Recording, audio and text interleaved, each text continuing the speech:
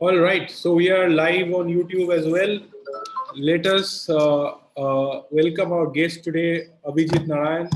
But before that, let me just quickly introduce myself. I'm Ramanuj Mukherjee, CEO of 𝗍𝗍. I would also like to take this opportunity quickly on to talk about 𝗍𝗍, a couple of lines. 𝗍𝗍 is an online education company. We are, I'm proud to say that we offer the most advanced and most practical courses on law for lawyers who want to develop new skills. And you will find, what we teach, you won't find in any books, in any law school or anywhere else. Just a moment. And so today we have been doing a series of webinars, right? We have been doing a series of webinars where we essentially do we offer these webinars to our through a lot of guests that have been coming. We have been doing over 100 free webinars because of the lockdown, so that everybody can attend these sessions and take a lot of value away. And we have been trying to invite amazing guests like Abhijit today. And any of you have any other suggestions, or you want to introduce us to somebody who you would like us to interview on any particular topic, you can get in touch with me. We are live on YouTube, so if any of you want to just go on YouTube and attend from there, you are most welcome to do that. The live chat option on YouTube is on, right? So if you want to ask any question, you can go ahead and post it there. There, everybody else can see your comments as well. To avoid any kind of Zoom bombing, we have made the chat post only, so you can only message me on the chat and you can't message anybody else. But you are surely welcome to post your questions in the chat, send them to me. If there's any hiccups, you can let me know. Somebody is saying there is too much echo. I'll just try using a ear. Are you guys hearing any echo? Are others also hearing an echo when you listen to me? Is there any problem? Just let me know in the chat, okay? Somebody is saying it's okay. Somebody is saying it's not okay. Okay, I'm going to use a headphone. I know. Okay, there's a disturbance. That makes sense. Just give me a moment, guys.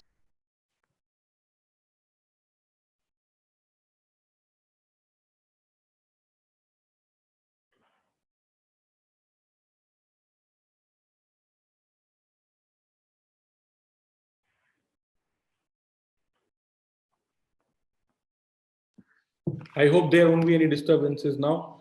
So basically, we are going to talk about Abhijit's experiences today, and Abhijit's, our guest, is already online. We are going to talk about his experience of going studying in Europe, as well as working there in two different countries, England and Germany, right? So there is a lot to talk about today. Without much ado, let's get started. Let's welcome Abhijit. Hi, Abhijit. Hi, Ramanuj. How are you? Great. How are you doing? Getting used to the new normal, as we keep saying now. New phrases every day, right? Because of the ongoing crisis that we're all in. Yes, definitely. I hope this won't last for too long. But we're all hoping for that. It's only a hope. That looks like things. We are not very clear, how long this might take or how far this will go. But anyway, let's make the best of the time that we have right now. So Abhijit, why don't you tell us where your journey began? Like, take it from the beginning. Like, talk about your childhood a little bit maybe, and how did you come into law and what happened after? Happy to do that. Ramanuj, so I did my schooling from Delhi, 𝗵𝗿𝗲𝗼𝗼 school. I will not tell you the batch in which I graduated because that will tell my age. So I finished my school from there, did my bachelor's in political science from Venkateshwar College in Delhi. And then I got into JNU, did my master's in political science, got into law, not because I wanted to be a lawyer, but I thought I need to have something as a profession because my parents were after me to figure out something. And when I got into law, the longer I spent time in the law school, the deeper I fell in love with the profession. And during my law school, I did a number of moot court competition, represented the college, campus law centers. I also did a number of internships, presented papers on a number of topics here and there. And the idea, whenever I did my internship, the idea was always to find as to say, the calling, is it corporate law, is it litigation, is it something else, or dispute resolution or litigation? So after doing a number of internships with some prominent law firms, I decided that corporate law is something that I really understand and is something that I find very interesting and challenging. And when I was still in the law school, I decided that it makes so much sense to not just limit my understanding about corporate law to what has been taught in the law school in Delhi University, but also to pursue higher education, and that is a master's in corporate law. So with that objective, when I finished my law school in 2007, I took admission in New York University. I went to New York University in 2007, did my master's in corporate law, graduated in 2008 from New York University. And I do see some similarity between the situation in 2008 and 2020, because when we finished the course in 2008, that was a crisis. 2008 was a global crisis, starting from the US, and then the rest of the world was affected by it. So I do somewhat connect to people who have a lot of concerns, or students or lawyers who have a lot of concerns in terms of what the job market is going to be in the next 6 months or so, or probably even longer, because there is a lot of similarity. And I think not just similarity, 2020 will actually be a lot bigger crisis. So I finished my course. The idea was always to work in the US, but that didn't really work out in 2008. So I did the practical thing. I packed my bags, moved back to India, and started looking for a job. Fortunately, I got a job with J. Sagar Associates, which is a very well-known law firm in India. Got into the corporate team, worked with them for about 4 years. And during those 4 years, I think after working there for a couple of years, I started thinking again of going abroad. Working, because that was always the plan, to go work abroad at least for a few years and then come back to India. So I think around 2011 or so, I started applying to different law firms. One option was always to go back to the US. The other option was the UK. Then I was looking at continental Europe, because I thought continental Europe is also very fascinating and interesting as a lawyer. And 2011 was being celebrated as the 60 years of diplomatic relations between India and Germany. So every day in the newspaper, there were a lot of articles about how great the potential is about Indo-German trade, and what more can be done to take it to another level. And I thought, here is an opportunity to do something which is completely out of the box, and that appealed to me, is to go to Germany and work with a good law firm. I reached out to a firm called Hengler Mueller. It's a tier 1 law firm. It's like the Amarchand and the AZB in India. Very well-known firm in Germany. Reached out to them. They had an India desk, and they made an offer, and I could not resist. I accepted that offer, moved to Germany in 2012. It's almost been 8 years, how time flies. So I joined them, started working on transactions across different sectors, and I also built a very strong and robust India desk. The India desk was all about helping Indian companies look at acquisitions in different parts of Europe, and also helping our global clients on their investments into India. I mean, as a foreign law firm, as a German law firm, we are, of course, not allowed to practice Indian law.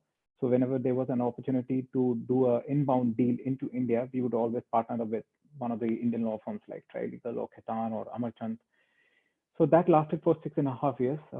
And from last March 2019, I joined 𝗏𝗏𝗏𝗏. 𝗏𝗏𝗏𝗏 is a US law firm, a global law firm headquartered in California. We have been established in 1863, so we have been around for a fairly long period of time. Globally, we have, I think, about 1,100 plus lawyers. In the US alone, we have 700 plus lawyers across 10 offices. Then in Europe, we have offices in London, Paris, Italy, Germany, Belgium, Switzerland. And in Asia, we have offices in China and Japan. Some of them have started reopening, which is a good sign. What I do at the firm is, there are two parts to what I do. One is I'm a corporate lawyer, so I continue to work on transactions across different sectors. With 𝗏𝗏𝗏𝗏, the only thing that has changed from my previous firm is now the deals are a lot more global. So on any particular day, I can be doing a deal which is relating to the US or relating to Africa or Asia. It's very fascinating. The other thing that I do is I also lead the firm's India desk and the Middle East desk. What that basically means is you work on deals relating to those regions, but you also try to source the opportunities. And that's also very interesting because as a lawyer, especially if you're a corporate lawyer, legal side is one thing and the business side of it is very important. I hope that helps in some sort of a summary of what I've done in the last 10 years. Yeah, great. So this is very helpful. Right now we have a lot of people watching this live on Zoom, about more than 100, 102 right now. And there are about another 50 people watching this on YouTube. So I have only request is that anybody who's asking any question, because when you send the chat to me, only I can see. And sometimes I may not be able to pay attention to the chat. My team is monitoring the chat on YouTube. So why don't you, if you have any question, just head off to 𝗧𝗍𝗂𝗋 sorry, 𝗧𝗍 YouTube channel. So go to youtube.com and look for 𝗧𝗍, and you'll find the YouTube channel there. And right on top of it, you'll find the session right now that's happening, streaming there. And you can ask your questions on the live chat. It would be really useful if you ask your questions there. It would be just easier for me. Okay. So somebody is saying that basically Abhijit's voice is not as loud as mine. Please ask him to adjust the volume. Maybe I should take your headphone. I'll send you one right after this session. Let me see something, if I can do something about it. Just hold on.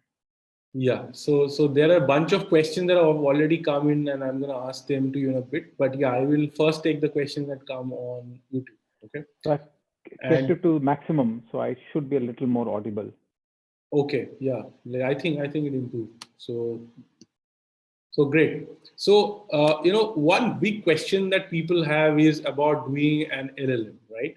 So for those people who want to do their LLM from Europe, okay, any country for that matter. Right now, I think England doesn't count as much of Europe because it left the European Union.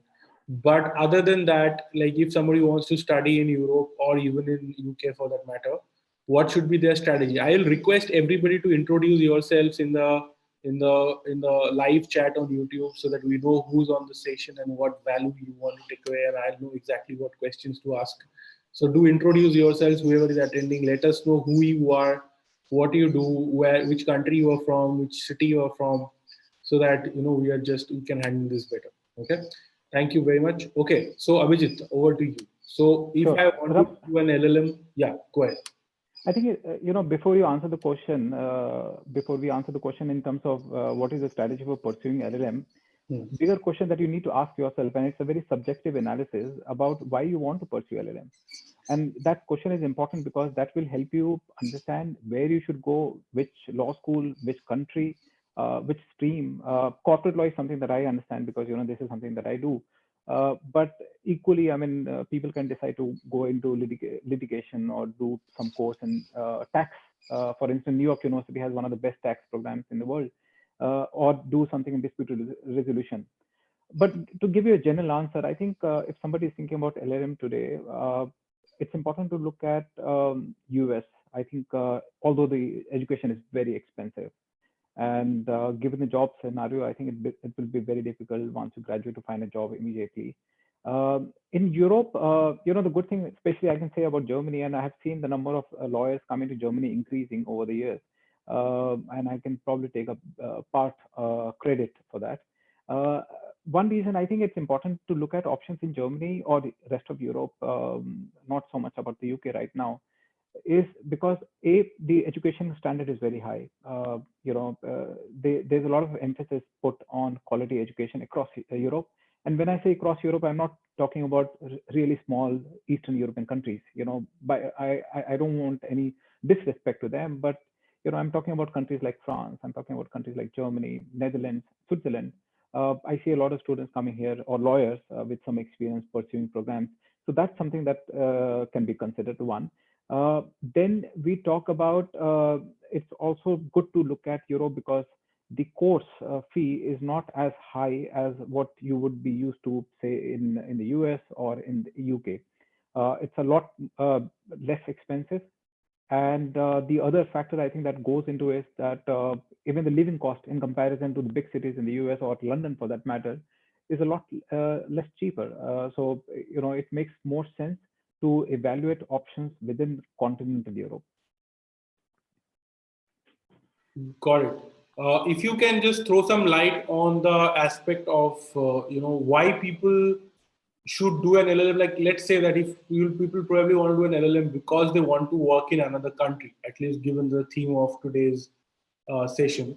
So assuming that people want to work in another country in Europe, how realistic is that? Because we are right now sitting in a post-Brexit world, post-COVID world, where there is a lot of apprehension about international travel, about international workers, and there are questions and how. So do you think even if you leave aside COVID, there's a lot of anti-immigration sentiment around the world right now.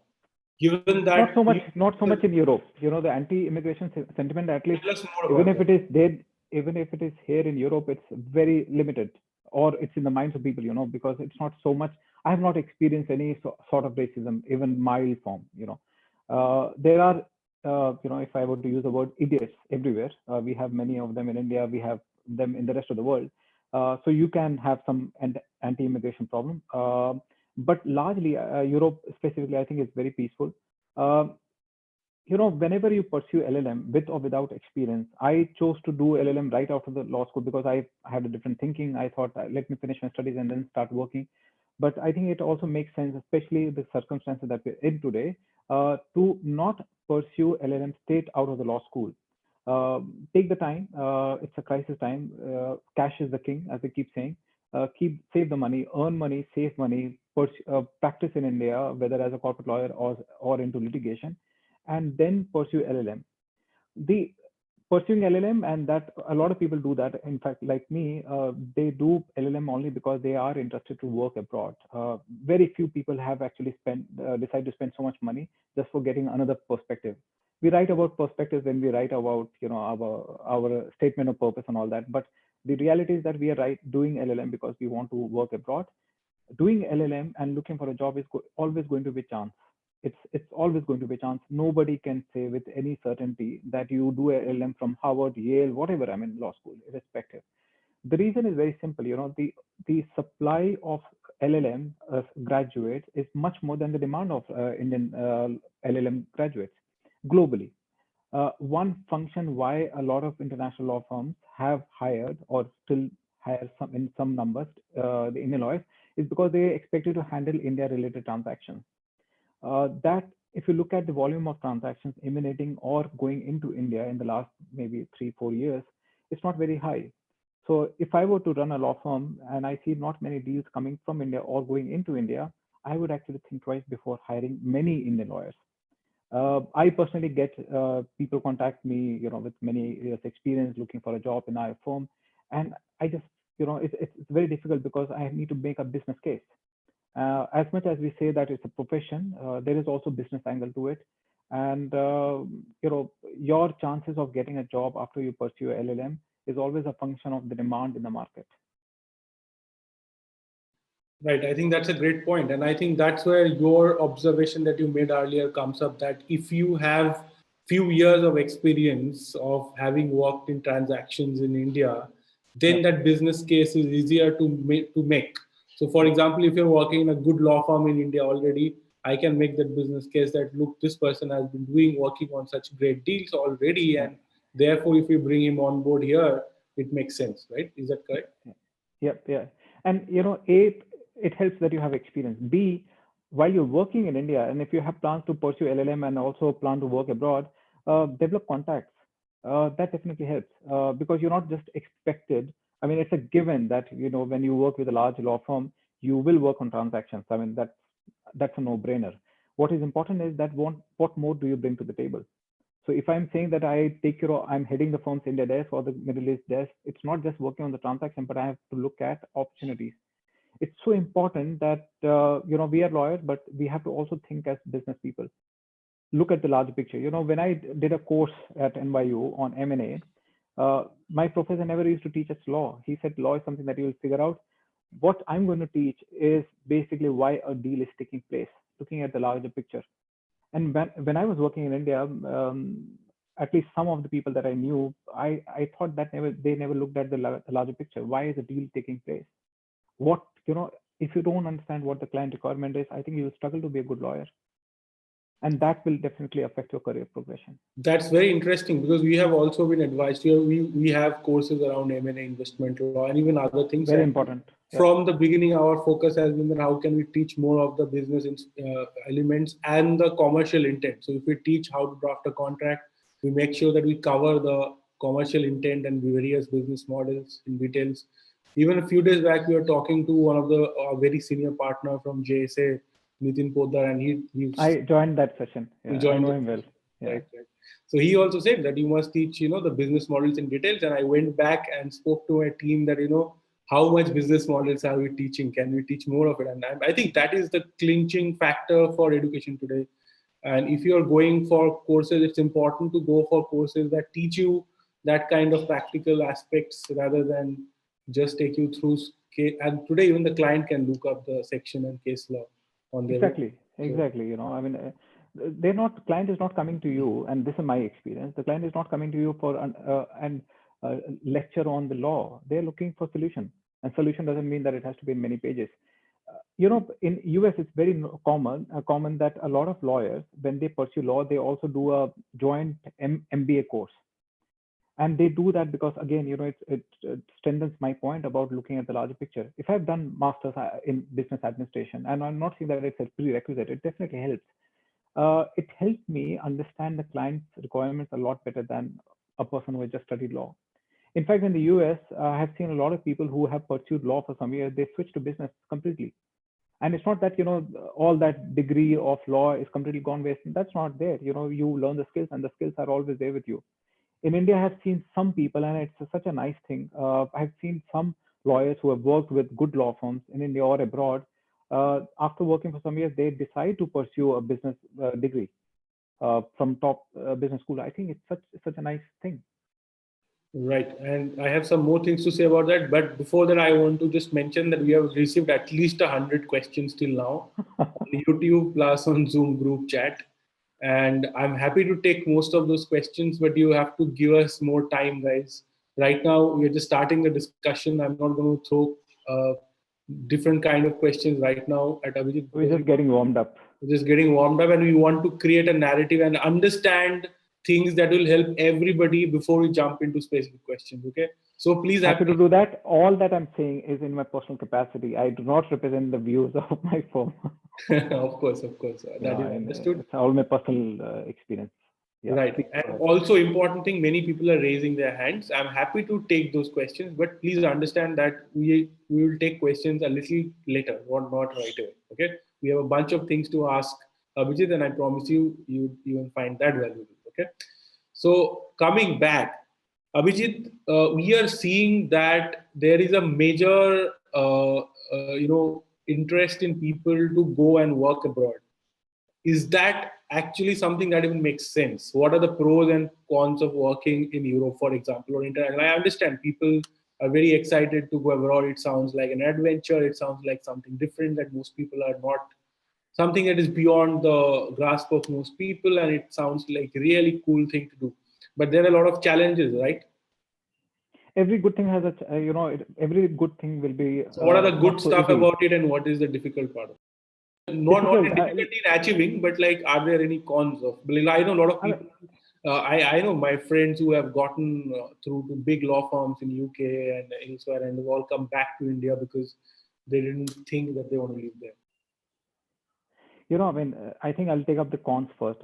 I do that because it's a shorter list. Pros are a long list, so I'll come to that later. And that shows my leaving also. So cons, you're living away from your country. No matter how long you spend your time in the US or Europe or even Singapore for that matter, it's not home. You might even end up becoming a citizen of that country, still not home. It will never be replaced. You are living away from your home, and that's a cost that you're paying. It's a cost. You miss your functions, your family functions and all that. So I think that makes it clear in terms of what I'm saying. I think people specifically complain about lack of social engagement and loneliness and alienation, sort of. Alienation, I think, is a very subjective thing. I don't personally think that there is any alienation. It's if you make the effort. Maybe there are some countries which are very warm and social. UK, for instance, it's very easy to get along with people, meet a lot of people, new people. It's entirely your personality. If you're outgoing, if you like meeting people, you'll find people to hang out with. And I think when you go out, don't limit just yourself to Indians. I think that's just the normal way to react. Whenever we go out, we would just hang out with my own set of people. We can talk in Hindi, great, talk about the show that we watch, etc., etc. Do that. But I think even if you are not there and you don't plan to be there for a long time, just do LLM, come back to India, or just work there for a couple of years, come back to India, make that opportunity count. Interact with a lot more people. Sounds very cliched, but it does help you expand your horizon, the way you think, the way the other person thinks. And it's a very global world. It definitely helps you to grow as a person. Forget about just being a lawyer. We're human beings first. Your thinking broadens a lot. You I think become a lot more open. You become more liberal. So alienation, I don't think is a big con or a disadvantage of being abroad. I think going to the pros, there are a lot of advantages. And I don't want to get into a controversy by saying it, but I think we are a very long way away from having foreign law firms in India. Nobody can answer that. If somebody can answer that, I think he'll become really famous. I've been answering this question for the last 10 years or so, ever since I moved out. When are the foreign law firms going to be allowed to India? I don't know. Nobody knows. I don't think it's a priority of the government of India right now. So if I'm in India and I want to work with the foreign law firm and be exposed to different kind of transactions, be exposed to different kind of training opportunities, I don't have a choice. I would go abroad. That is the only way I can do it. So the one pros is that you get to work with really nice law firm. You learn a lot faster. The other thing is the money is good, and I'm not saying that every firm behaves in a certain way, but the money is definitely better. And the whole experience of being abroad, it could be for 5 years, it could be forever. It's great. I mean, we're born in India. We spend at least 20-25 years in India. Why limit yourself to India? And just because I'm living abroad doesn't mean that I'm not connected to India. I feel very strongly connected to India. So I mean, personally, just to put as a counter question to your question, Ramanuj, Yep. my question would be, what is there to lose to go abroad and work? What's there to lose? Nothing. I mean, there's no harm at all. And whatever cons or disadvantages are very small. Some people also go back to India because it's not easy to grow within an international law firm.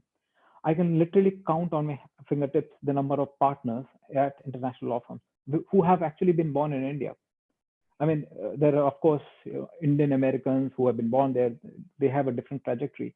But somebody who is born in India, has studied abroad and gone on to become a partner at a good law firm, there are probably 20 people right now, or maybe 30. Why is that? Longer. It takes a lot more time to be accepted. You have to make a brilliant case for your, situation. I don't know. I mean, each firm will have its own answer, but it takes a lot more time.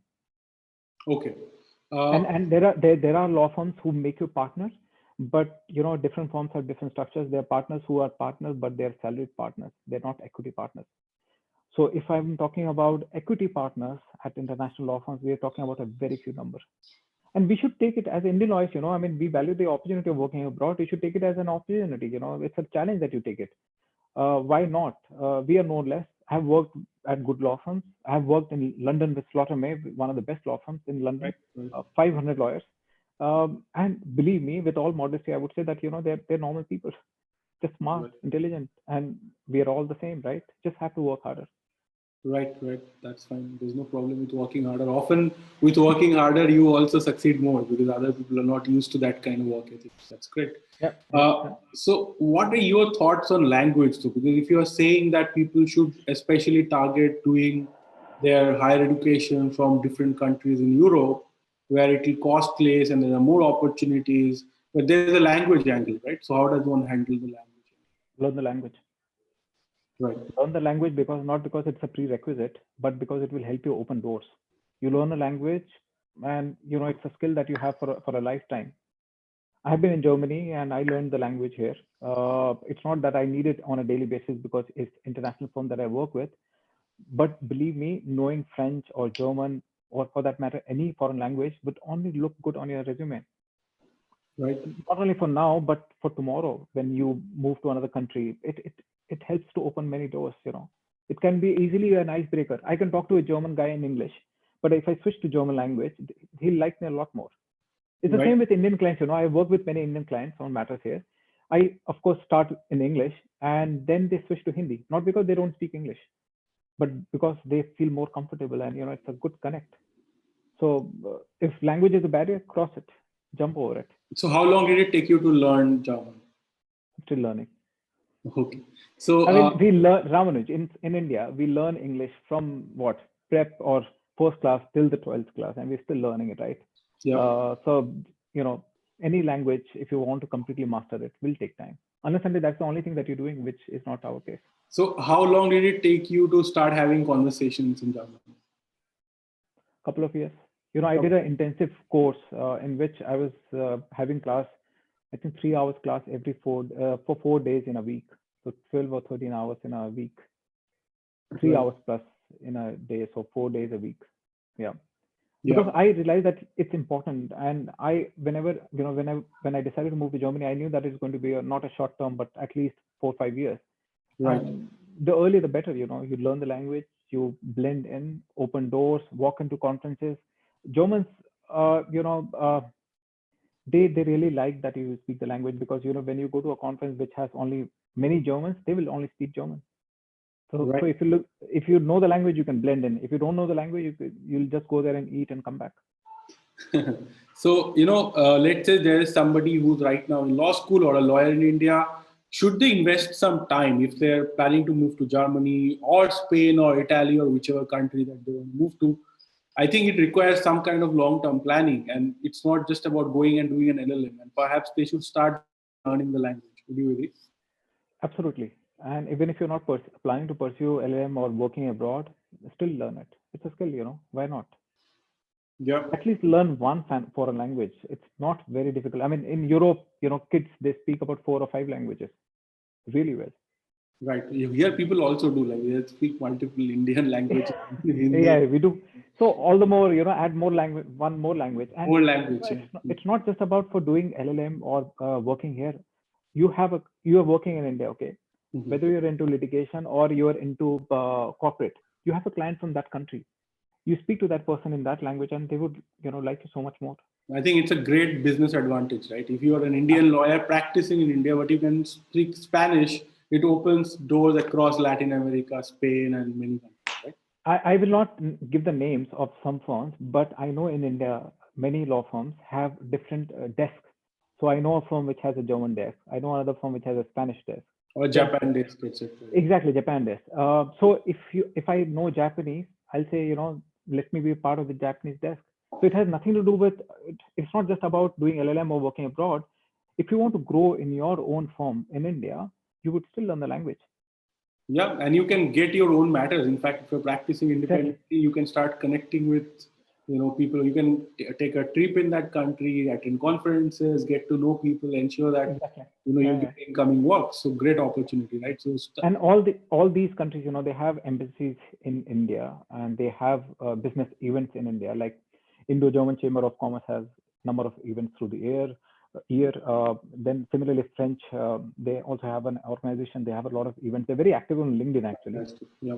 So, you know, if I'm interested in going to France for study, I'll be attending those events, meeting a lot of people, giving more substance to my application, either for LLM or for a potential job opportunity there. Yeah, maybe do some collaboration with some, you know, some scholars there and write something jointly, do a comparative study so that when you're applying for scholarship, you're applying for university, you have something more substantial to show.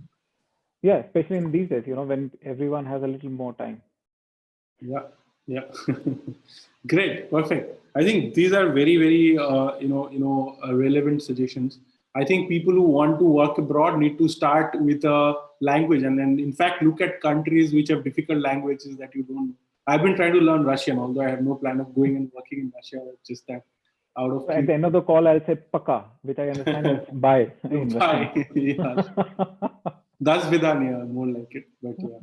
So great. So that's great. I think that's a very concrete step that anybody can take right now. They can download some language learning apps to start with, see if they like the language, and learn more about and get started, and eventually they can join some courses around that, online, offline. There are many options. uh, and I think that's a great starting point, rather than only worrying about doing an LLM from that. Worrying Uh, never helps. You have to do something to make things happen. Just worrying alone, I don't think it has helped anyone. right, preparation is the key thing on that, Yeah. right? Yeah. The one last question on language is how long, like, what's one thing to learn a language and then legal language in that language, right? How far is it, like, how would, from your experience, how difficult it is to be conversation in the language, and compared to that actually able to, let's say, write something in that language or argue in that language? I think to start having conversation, it should take you, depending on how many hours you spend, maybe year and a half or 2 years, and maybe in 3 years you can actually get to the business language, business level language. Business level That's language. at least in Germany, that is the C1 level. And once you get there, and you don't have to master it in day one. You continue to learn, and people, at least in Germany, I can say that the people are a lot more forgiving. They appreciate that German language is very difficult. It's a very grammar intensive language, so they appreciate that you have made the effort to learn a difficult language. It's Yeah. like us, when in India somebody says namaste, we're like, oh, this guy speaks Hindi. No, probably he just speaks one Hindi word. So people are a lot less forgiving. French people are different. I would leave that to you to understand what I mean. Yeah. But French people, they demand a lot more understanding about it. Right. And also pronunciation and everything. I started by learning Spanish because I thought it's easier to learn, and I think it has been, like, relatively easier. It is.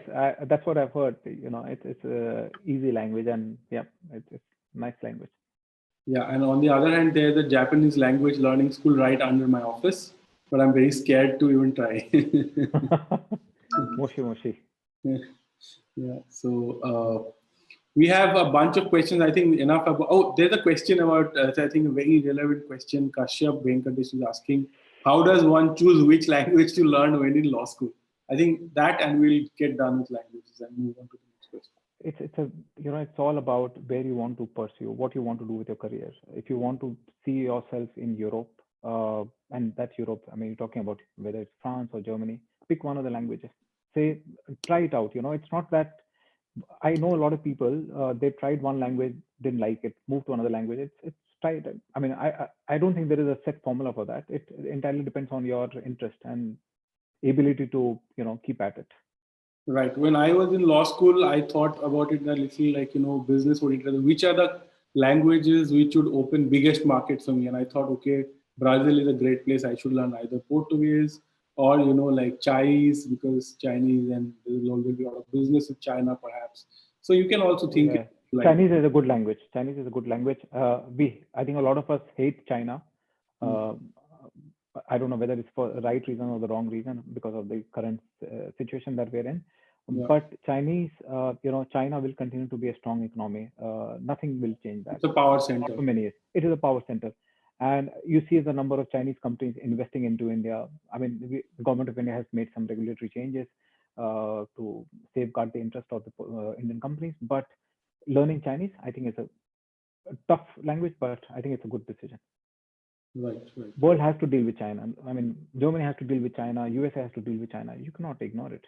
Yeah, but you can think of it like which country you want to live in or where you want to work, and or something that has a significant market. You can go for this, right? Yeah. Try it out, and if you still like it, continue. If you don't like it, move to another language. And I think it's not like if I do not speak any foreign language, I'll not do well. It's just one of the things that you can do. It's not a prerequisite. This is set formula. You do it, otherwise nothing will happen. It's not like that. There's so many ways to do things. Right. And what about actually, if I want to work in a foreign law firm and I'm a lawyer in India, or even for any other country for that matter, and I want to work in a European law firm, how does one go about it? German law firm, like, what are they looking at? What's the market like? What are the opportunities that exist? See, from the perspective of an international law firm in Germany or any place in Europe, they see what you're bringing to the table. Bear in mind that every day they get a lot of applications. One thing that has worked for me, and I always advise doing that, is that don't write to the HR people at any law firm. And I say that I'll elaborate on that. HR person, they're trained to do a certain thing in a certain way. And again, this is all my personal opinion. They will not look at the larger picture. If I'm a partner, I understand the business case that India makes or potential clients from India can be good for the firm. And HR would only look at, say, German qualified lawyers. The moment it is an Indian qualified Ramanuj, I'll say, okay, fine, delete it. Full stop.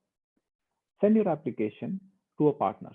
And a partner who has done, for instance, if I'm writing an application today to a firm in France, I'll see if that French firm has advised on any India-related deal. If that firm has done so, I'll see who worked on that deal. I'll write to that. And when I'm writing that, in that cover letter, you have to expand that, you're writing this application because you have worked on deals, blah, blah, blah. I mean, the point is, if I don't get a feel that this application was intended to me only, I'll probably not look at it carefully. In a very specific way, somebody knows, like it's targeted and actually speaks to me rather than it's not a generic application. Right? I'll figure it out. I mean, dear sir, dear ma'am, that kind of cover letter, I still get it, but that wouldn't help. Send one, if you have to send an application, you're in a job search mode, send one application a day, but spend your time putting it together. No grammatical errors, it's not just done. No typing. And that applies to even in India, if you wherever you apply. Yeah, and very important, the resume cannot be 10 pages. The resume cannot be for maximum 2 pages are good enough, man. I mean, why do you want to write about each and every deal or the computer, Microsoft Word and Excel, internet, marital status, redundant? I mean, it doesn't help. Right. And one question is that, if somebody has to apply to you and actually get through, don't you think that they should build some kind of track record before coming to you, or just sending an application? Yeah.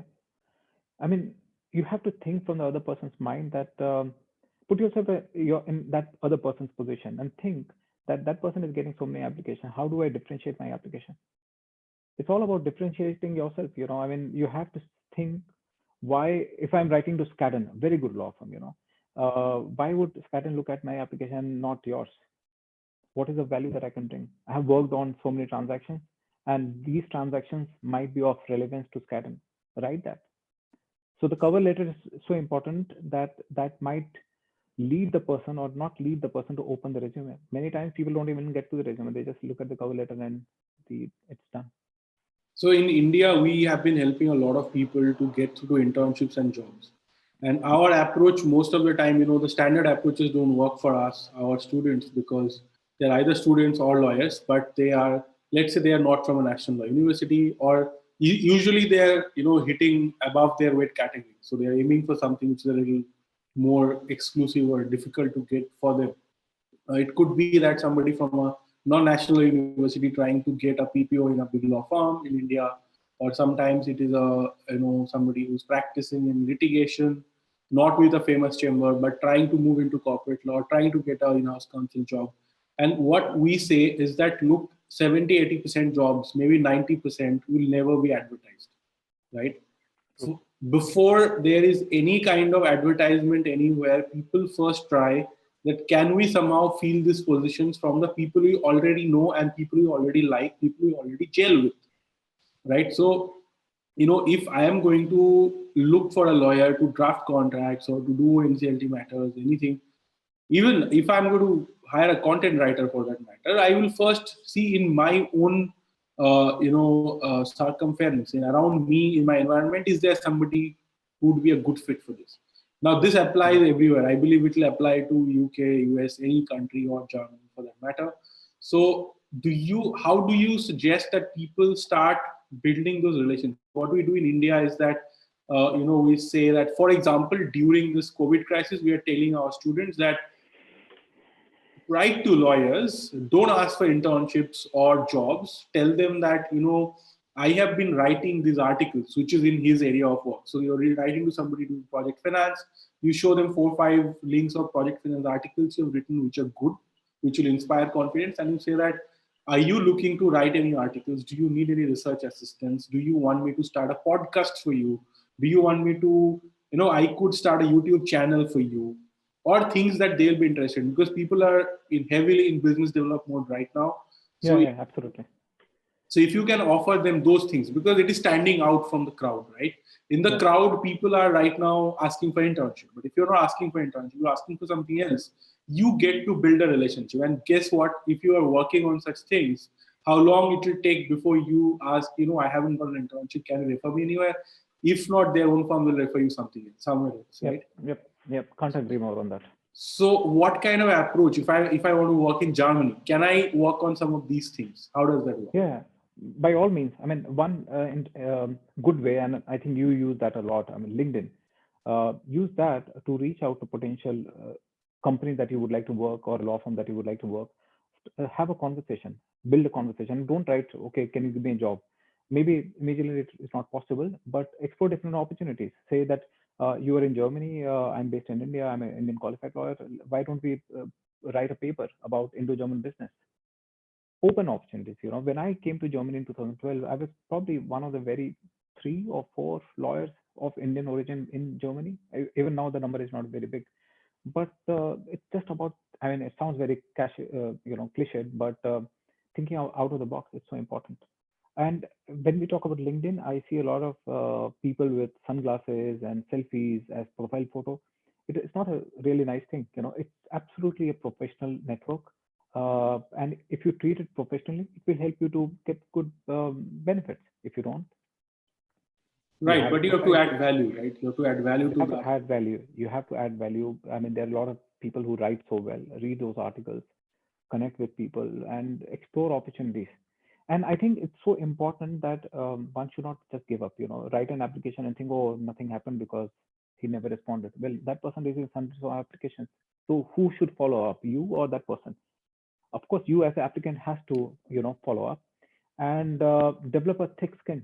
Don't be shy of getting rejected. I got rejected so many times. I think I must have like a big box of rejection, but that's okay. I don't mind. It's okay. I don't need 100 jobs. I need one. So I'll send 100 applications, accept 99 rejections, and take one that job. So if you're sending an application today, follow up in 2 weeks, and follow again in 2 weeks. Till that time, that person says, don't write to me anymore. One firm did that to me. One firm actually told me, don't call up. Fine. No, it happened. I got your message. I think that's also a difficult situation that is becoming, that because it's so easy to apply somewhere, people just keep sending applications and then they keep following up. I mean, that is also becoming a challenging situation, especially in Indian law firms. So once we did like this, a tour of law teachers with SZB and partners, and their HR director came and explained to us that we get tens of thousands of applications in a month. It's not possible for us to even open all the applications. So, I think this is especially important for lawyers or law students who have not studied at the national law schools. Everyone is not as privileged as you are, Ramanuj. Of course. I'm just saying that on a lighter note. So, the guys from non-national law schools, I think they have to work extra harder. There is a certain perception, and I, of course, not an advocate of that perception that only people from national law schools are brilliant and stuff, or non-national law schools are not so. I don't think so. It's just that there is a perception and you have to battle it out. Yeah, I have written a book, by the way. It's called How non-NLU Students Can Do 10x Better Than NLU Students. And a lot of NLU students hate me for that. But the message is that, NLU students also, we did well because we worked hard. It was not just the NLU family. You did well. You got through CLAT, got a good score. That's why you are in. And that was not the end of it. That was not the end of it. That was not the end of it. Exactly. Yeah. We were doing, in my first year, I did 3 internships, and then many people, but that's the environment in NLU. But besides the point is that people, if you put in the work, you have to put in a lot of work. Nobody, no matter where you are, if you want the best results, even now there are 30 NLUs, I think. So, if you want, the number keeps increasing. And even if you just take the top 5 NLUs, if you're talking about getting a foreign law firm job, there are so few of them, right? It's not going to be easy, and there's a lot of work that goes into that. A lot of learning, a lot of, you have to figure out a way to really You have to take it as a professional course, it's not at least I did my law after doing a graduation in political science. And a lot of people, at least in my school, I thought that, they have taken their law school as an extension of their graduation. So it was 3 years of more fun. It's a Right. professional degree, I mean, you have to treat it as a professional degree. Okay. I'm going to take up some questions now. Let's see what questions we have. There's a question about best universities in Germany to study law and their fees and qualifications required from Harsha. Good question. Difficult to answer in one line, but quite a few. There's one in Frankfurt called Goethe University. I see a lot of law students or lawyers coming from India. There's one in Berlin School of Economics, I believe. There's something in Heidelberg. There's one in Hamburg. Spend some time. I think you'll find the answer. But I think going back to my initial idea of working before you go abroad for your LLM is also good, because when you have some experience on your application, it also helps you to get some scholarship. And because scholarship is a competitive process.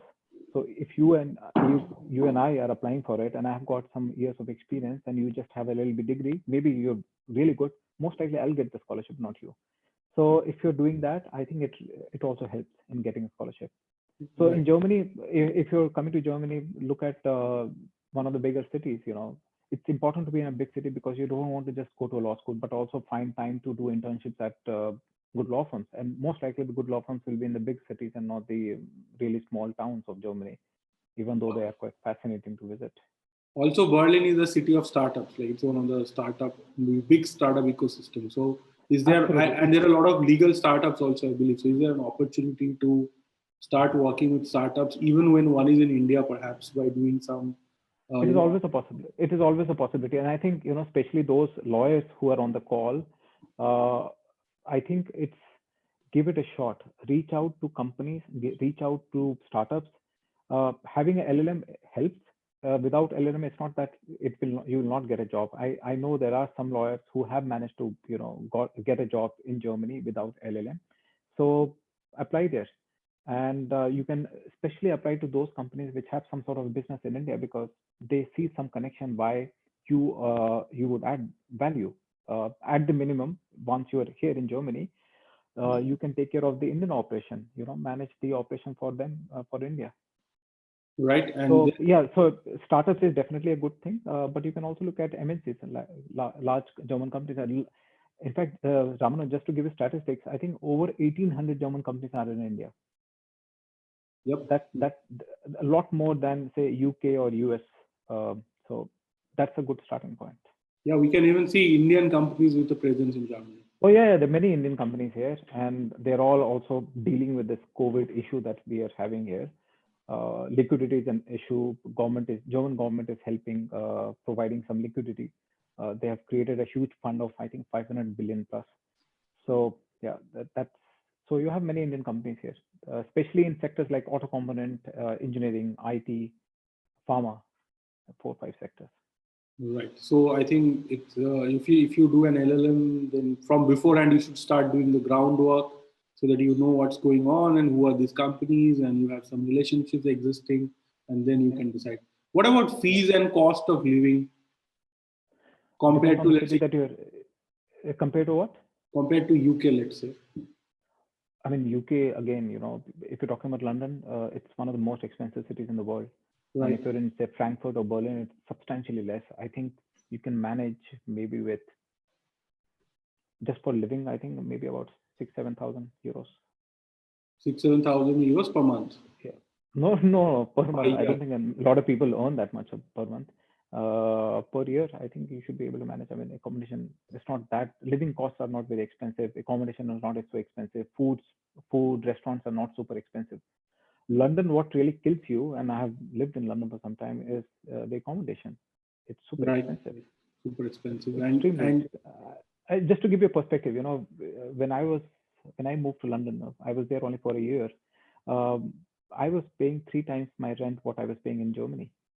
So that gives you an idea. And it was not like a plush apartment that I had. It was a simple apartment, but it's expensive. And I believe that education is either free or like tuition is very less in Germany. Yeah.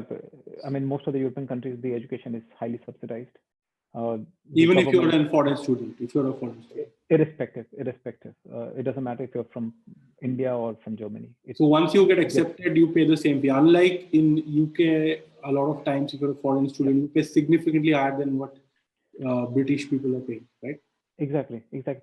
Even now, I wouldn't say that going to the UK is a bad idea. It's a risk that you can take. Go to really good law school and don't go to any law school just because it's in the UK. Go to Oxford, go to Cambridge, LSE, King's maybe, and qualify as a lawyer there, and then see what opportunities you have.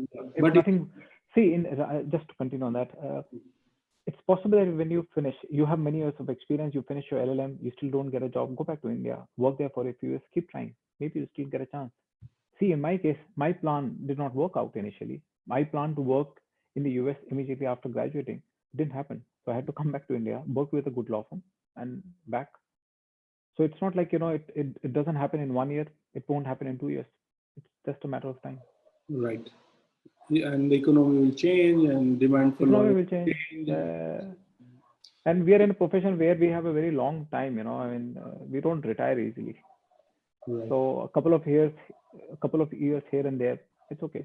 But you have to keep building relationships. You have to keep building track record, and you have to keep building the business. You have to be at it all the time. It takes time, but totally worth it.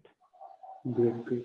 So I think going to Germany and studying is a great idea, for those people who are, especially given the cost factor and opportunity. I think return on investment is quite high, especially if you can learn the German language. Do you agree to that?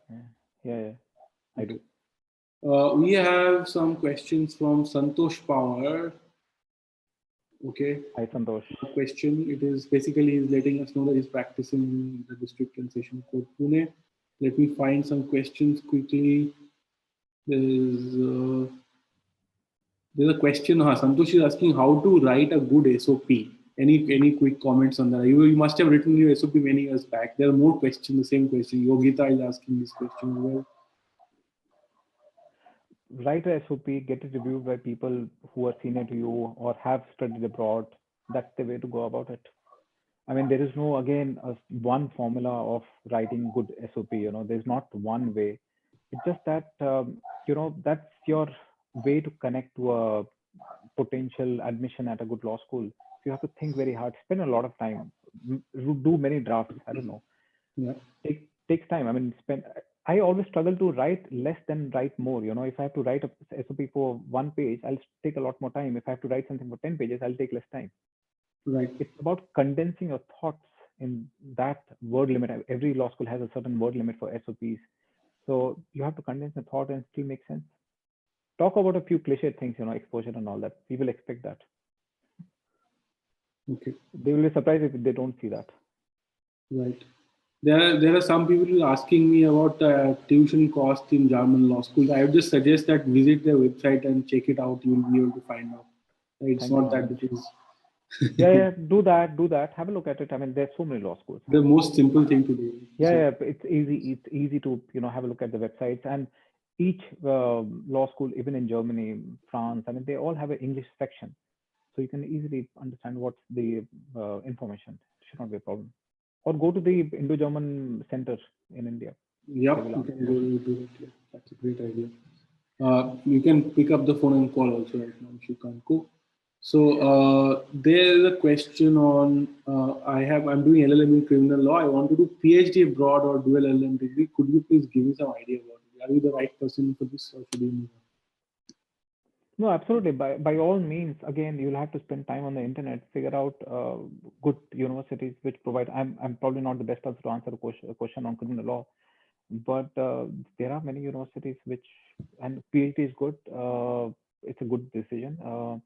And in most cases, you'll get a stipend when you pursue your PhD at a good law school.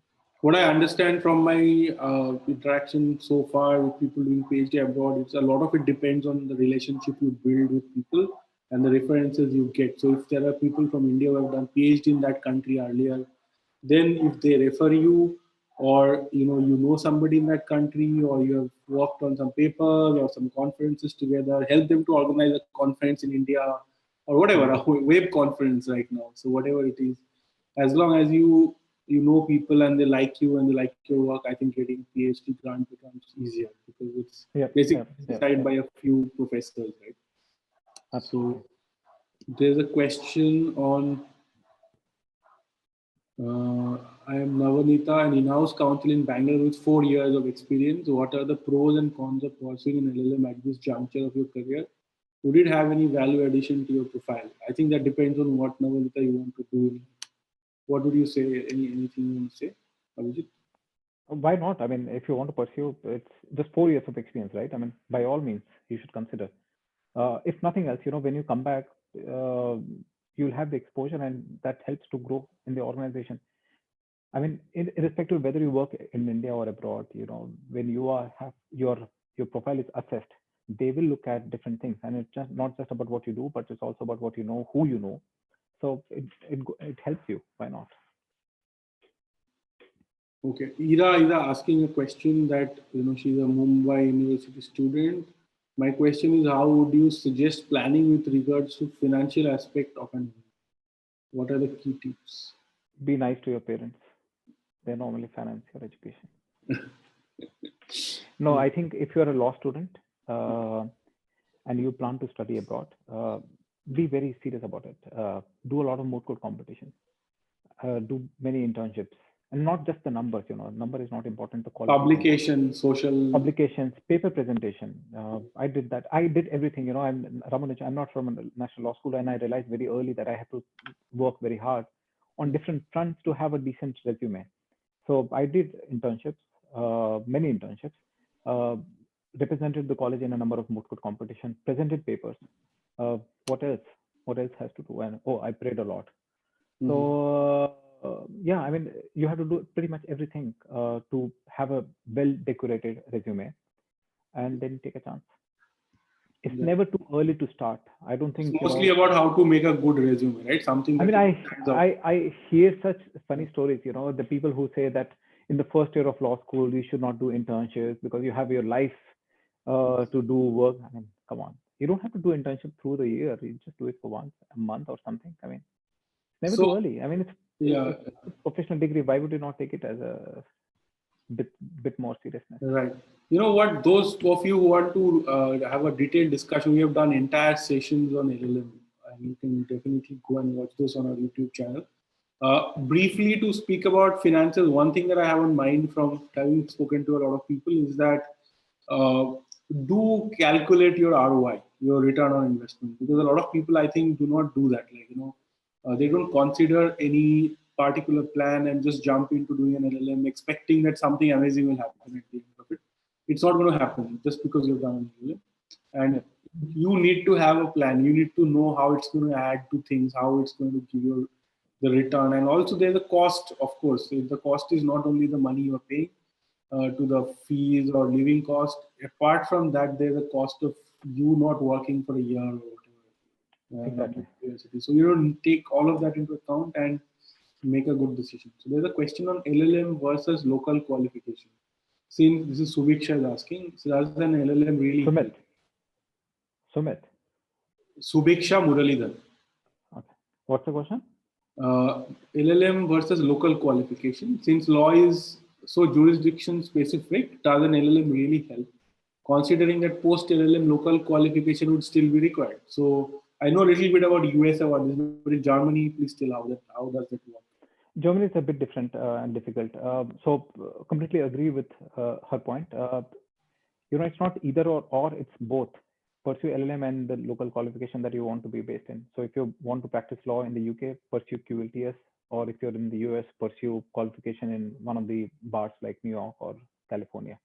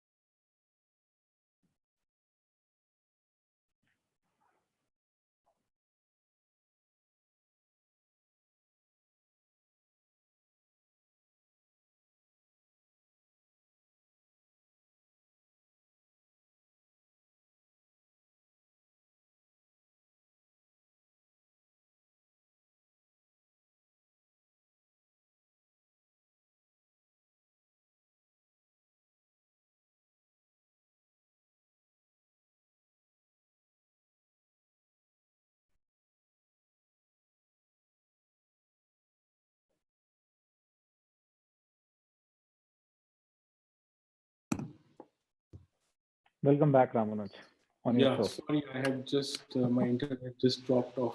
So, okay, sorry for the interruption. Yeah, so I was just asking, I don't know if you have said anything in between or you could hear my last question. I was just trying to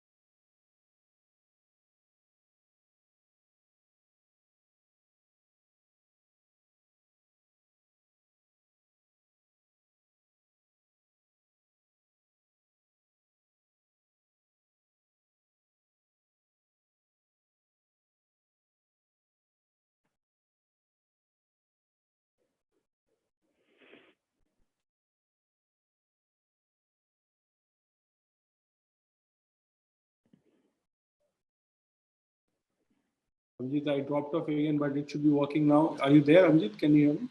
Still around, yes. Okay.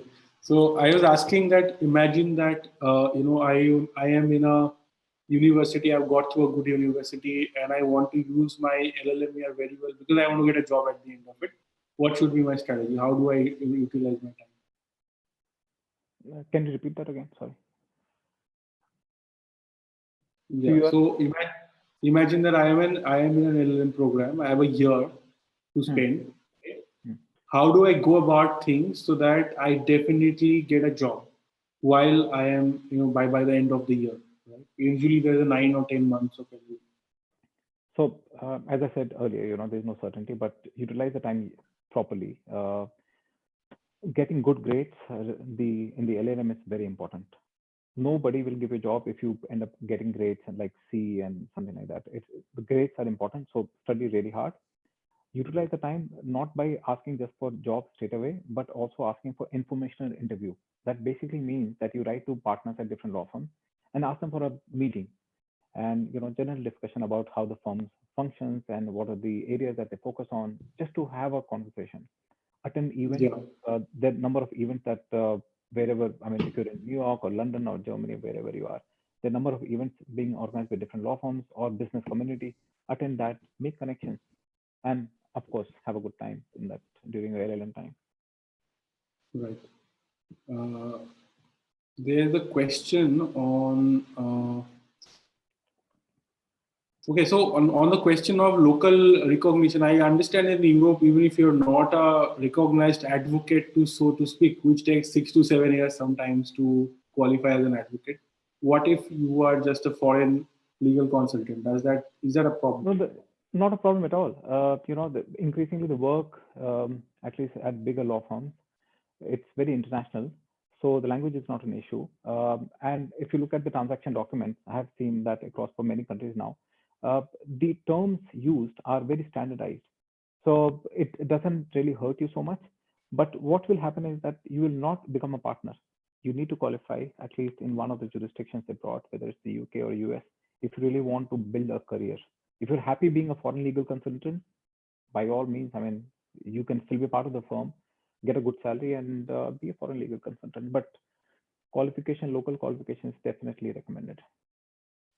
There's a question from Raghuram Nudurumati. He's asking, how do we apply for jobs in Europe? Any good portals or freshers to pursue? As a fresher, can you apply to a portal and get a job in Europe? Is it even possible? No, it is not. It is not possible. Okay, so that's a short answer. Not to my mind. I do not know. Raghu, I have not come across such a portal, and if you do, let me know. But there is no shortcut. If you want to pursue a career there, apply to different organizations, apply to different companies. If you can go for LLM, go for that. But yeah, I don't think there's one portal where you can just apply for a fresher job and get through to it. I do not know. There's a question from 𝗵𝗿𝗍𝗍. She's asking, hello, Tanvi, I'm from Mumbai. I have 3+ years of work experience and now I applied to German universities for LLM for fall 2020. A bit unsure about the admission given the current situation. Anything you want to It's say a about difficult, it? it is indeed a difficult time. I mean, it probably is a better idea to hold on for at least one more year. Let things settle. I mean, unless Okay. until you're up for the risk, take a chance. Maybe by the time you graduate, things are a lot better than what they are right now. I mean, people are saying If you that China get has. through, you can defer it also, right? You can defer your You can admission. defer it. Most of the universities will understand because they don't even know if they can conduct proper classes. A lot of classes, schools, colleges, I mean, they're being conducted like this webinar, So even if you get through, I don't know where the classes would be held. So you can always defer.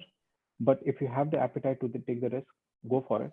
And as I was saying, Chinese economy is And be prepared that most of your classes will attend sitting in India on webinars like this, right? So, I mean, Chinese economy is already showing signs of, getting back on the track.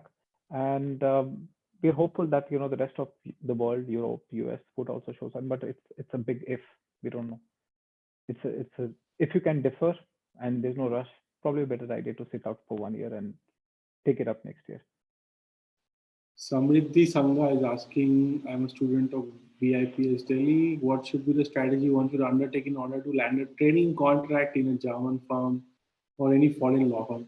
I would suggest we park this question. There's an entire webinar we are doing very soon on how to get a training contract in big international firms.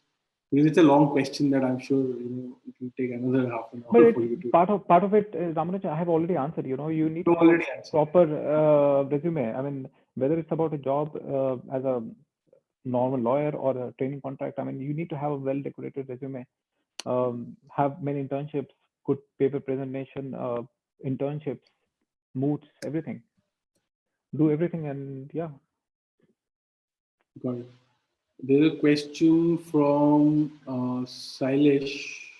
No, that's not a question. What are the good universities in Europe offering LLM in IP, intellectual property? Saisha Singh is asking. Any comments on that? For IP, I'm not sure. Sorry. Okay, no problem. There's a question on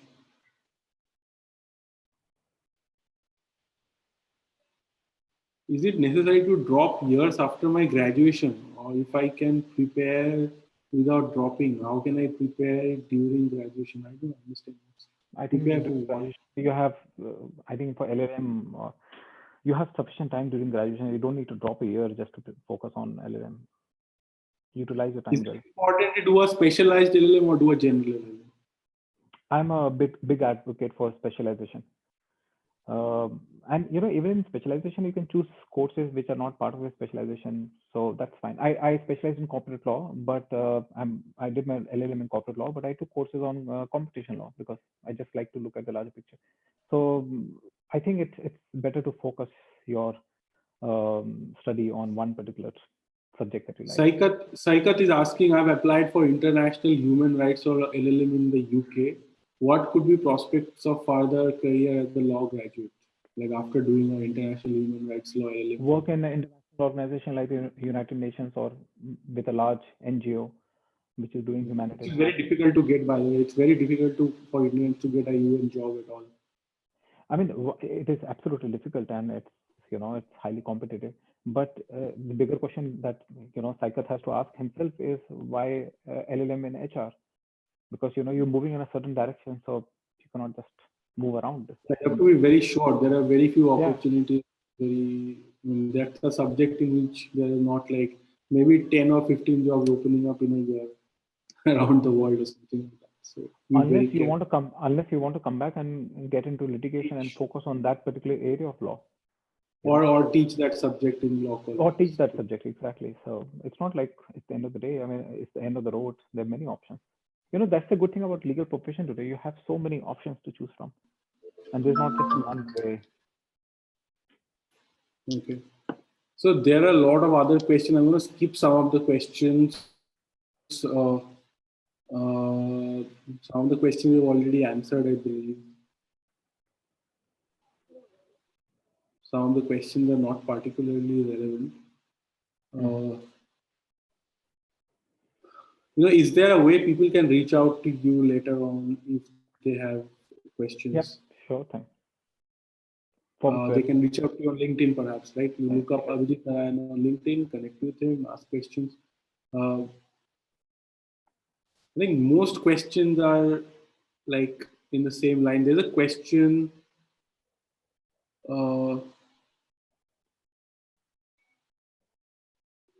Let's take question from Afif. He's asking, do the top universities in EU, USA, UK have internship and placement cells like we have in India? In USA, I know few universities have it. It's the same in Europe. You know, you have they have placement offices. Law firms. They do have placement offices and they do have internships.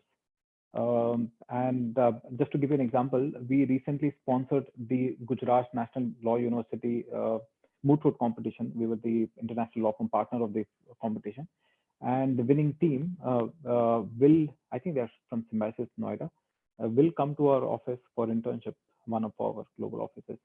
I don't know when that would happen, but yeah, that's the plan. So yeah, foreign internships definitely possible and highly recommended. Right. And there's a question about scope of competition law in Germany. What? So what is the scope of competition law in Germany? I think it's the same as everywhere. There's no difference. There is scope. Yes. If you want to know if there's competition law, there is a big scope. There is a big scope because you also have the European Commission here, not in Germany, but in Belgium. And yeah, you can be competition lawyer because any large deal will require competition lawyers. But you know, I think the very general answer, as I said earlier, most of the firms have a corporate team, and the corporate team tend to be larger in terms of size. You know, it's the same, I think, in India. No firm will have equal number of competition lawyers and corporate lawyers. So you have a greater chance, and again, it entirely depends on your interest. You have a greater chance of getting a job if you're on the corporate side. Yeah. And once you're in corporate, and then you can eventually specialize. Perhaps once you're in a firm already and you're in that, you can make a case that, you know, I like this one more, and can I do a bit of that? And then, you know, it's easy to move within the firm than get into the firm. So once you're into the firm, then you can do a little bit of money, you know. Sure. There's a very interesting question. How was your transition from common law country and common law background, India, London, New York, to civil law country like Germany? Is that a problem? How does it work? I think you answered in brief just before. It is absolutely possible. I mean, I'm doing that. So it is possible. And it's interesting, you know, you learn so many nuances and different things about different systems of law. It is possible and it's enjoyable. Somebody is repeatedly asking about scope of environmental law in Germany. This is the last question. We will not take any questions after this. There will also take one question on this thing on the mic because Rajveer has had his hand up for a long time. Okay, go ahead. Nothing about environmental law. Sorry, unfortunately, I plead my ignorance. Great. Rajveer was going to ask a question, but now he has lowered his hand, so no problem. I'll give an opportunity to Lavina to ask the question. Good evening. Lavina, yes. I wanted to ask you that you went to Germany and you have been successful in working in a law firm there, and you have set a trend to say, I'm quite sure you must be amongst the first 10, first 15 or first 25 people, a lawyer who's broken into or has got into a German law field and a law firm and working out there and inspiring a lot of youngsters.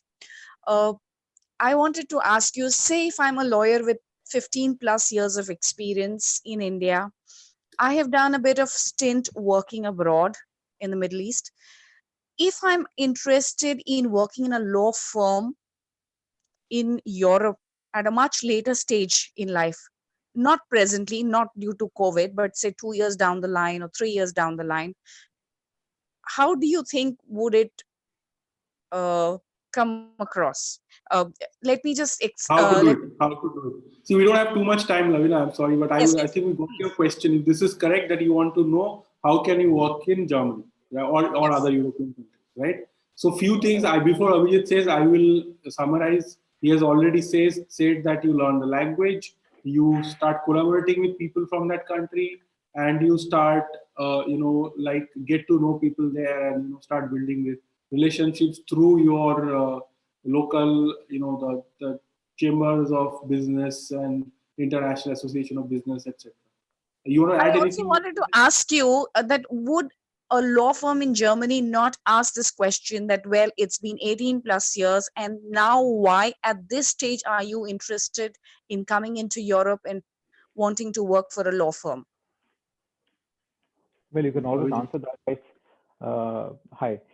You can always answer that by saying that, this is something that I have always had on my mind. It's not that you were sitting idle. You have been gaining a lot of knowledge, which can be useful for the firm. And the good thing is, at least the firms that I have interacted with in Germany or even in the US, they're a lot more broad-minded. Most likely they will not even ask this question. And you can preempt that question by answering that, this is your trajectory until now, and you would like to move to Europe for A, B, C reasons. You do that, and I think they will move to the more substantive questions in your interaction with them. Okay. There are a couple more questions. Do we have a minute or should we wrap up right now? It's your choice, Abhijit. Just a couple of questions and that's it. Okay, great. 𝗵𝗍𝗍𝗶, I have unmuted you. Hi. Hi, Malik. Yeah. Hi. Please ask Yeah, just a moment. I put my headset. Hi, this is 𝗵𝗍𝗶𝗃 from Ahmedabad. First of all, thanks for arranging this webinar. My question is, just a moment. Which university to be selected while choosing an LLM? Because we often get confused. Shall I go to Queen's Mary? Shall I go to Brunel? Shall I go to King's College? So, Malik, simple answer. Go for the top university. And top university, there are certain guides that you can find. They will provide you, if you're talking about US, there will be 5, 6, say Columbia, New York University, Harvard, Yale.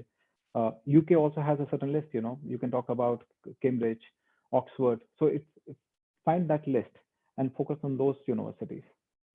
I know the competition is very high, but it's so important to pursue LLM from a good law school. It helps a lot. Get help, figure out what kind of things you need to do in the next couple of years to get into a university like that. I know a consultant who actually has been helping people who never thought they'll go to Oxford or Cambridge or NYU or Columbia. She's been it's just a matter of process. In the next 1 year, you can do things. 2 years, you can do things. That'll definitely get you into one of those places. It's just you need to build a story, you need to build a track record, just like getting a job also, right? So it's the same thing. Quickly, Rajveer. Rajveer, you want to ask question quickly? You have raised your hand again. Last question. Rajveer. Okay, Rajveer is not asking anything. So I'll mute him and I'll give the option to Harshita. Hi, my question might seem really peanuts to you. I'm still a law student, and it's a very basic question. And if you'd be kind enough to answer this, can you please comment about when to give the IFL and TOEFL exams, considering the exams have the validity only for 2 years or so? So do you think giving the exam in the 4th year of your study, it might, give you 1 year for improving? Most probably you don't even need to give it. Have you studied your college in English? Yeah, I have. So if you have substantially studied English, most of the time you don't need to give the exam. Yeah. I agree with Ramanuj. What you should do is when your time comes for applying for admission, just write to them, say that you have studied in English through your school and law school. They will exempt you. I have not taken TOEFL ever. So yeah, share some articles you have written in English with them. They'll say, okay, fine. Exactly. They'll probably just ask for a proof of your writing ability, and that's about it. And I think that will be exempted. So Ramanuj and I saved you at least some money and time. Yeah. Okay. So great to get done with all the questions. I know there are a lot of questions we couldn't answer. So you can leave these questions on our 𝗍𝗍𝗃 LinkedIn page. We'll request Abhijit or we'll get anybody to answer if Abhijit cannot make the time, but hopefully you will. Connect with Abhijit on LinkedIn for sure, and you can then directly ask him these questions on LinkedIn if there's any questions I missed out. Only request is that you are the 𝗍𝗍𝗃 community. If there are things that you can Google, do not go and ask him, right? Because you Google first and then go with advanced level questions. So that, even if people come to me and ask, how can I apply for internship? I'll be like, have you Googled and then you're asking me how to apply. And if you ask me, what are the top IP law firms where I should apply? Have you Googled? Because, Abhijit is a busy person, so respect his time. Go for the question that genuinely deserves his time and not with elementary questions, right? That's the only request. Otherwise, I'm sure Abhijit will be happy to connect with you on LinkedIn. And guys, I hope you got benefits out of this session. In your respective WhatsApp groups, type a message and let me know if it was good, it was bad, it was horrible, or anything that we can improve. Whatever feedback you have, please share. And definitely invite your friends to join the WhatsApp groups. If you need the invite link, we'll share it with you. We are looking to add at least 25,000 people in the next few weeks before the end of the month in our webinar group, so that when we invite, let's say, Raghuram Rajan, we can say that, hey, we have 25,000 lawyers who want to attend this session, right? So do help us out. And thank you so much, Abhijit. Really appreciate this. Was very insightful. My pleasure, Ramanuj. We hope to have you back another time to talk about more interesting stuff. Right? Yeah, probably next time we can have a more detailed discussion on the legal issues. I think lawyers would also enjoy that. Yeah. Absolutely. We can talk about the German legal system and everything. Great. Thank you so much. Everybody have a great day. Take care. Thanks, everyone. Stay safe. Bye. Bye.